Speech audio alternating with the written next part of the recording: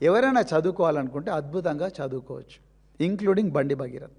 నిజానికి BR Ambedkar open university సెంటరే ఉంటుంది చెర్లపల్లిలో. నేను పోయి సర్టిఫికేట్లు ఇచ్చి వచ్చిన చాలామంది ప్రిజనర్స్కు, కొంతమంది గోల్డ్ మెడల్స్ కూడా వచ్చినాయి. ఈయనకేంది ఇంటరిం బెయిల్ ఇస్తున్నారు? First point. సెకండ్ పాయింట్, లేదయ్యా ఈ ఎగ్జామ్ జైల్లో కూర్చొని రాయడానికి వీలు కాదు, దీనికి రకరకాల కార్యక్రమాలు ఉంటాయి, అందుకొరకు ఈయన యూనివర్సిటీ రాయాలంటే అప్పుడు ఏం చేస్తారంటే జైలు వాళ్ళు ఏం చేసినా కోర్టు పర్మిషన్తోనే చేయాలి.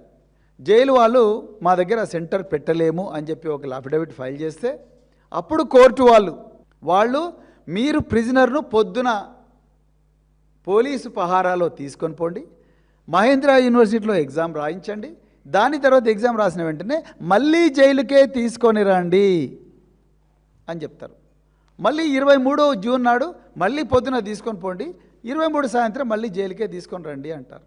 24 అదే చేయమంటారు, 25 అదే చేయమంటారు. జనరల్గా జరిగే ప్రాక్టీస్ ఇదే. 2023 బ్యాక్లాగ్స్ ఎన్ని ఉన్నాయి, 2024 బ్యాక్లాగ్స్ ఎన్ని ఉన్నాయి, 2025 బ్యాక్లాగ్స్ ఎన్ని ఉన్నాయి, 2026 బ్యాక్లాగ్స్ ఎన్ని ఉన్నాయి. మైనర్ బాలికలను వాళ్ళ మీద అఘాయిత్యం చేసిన ఏ నిందితుడికైనా కూడా ఇదే జరగాలి.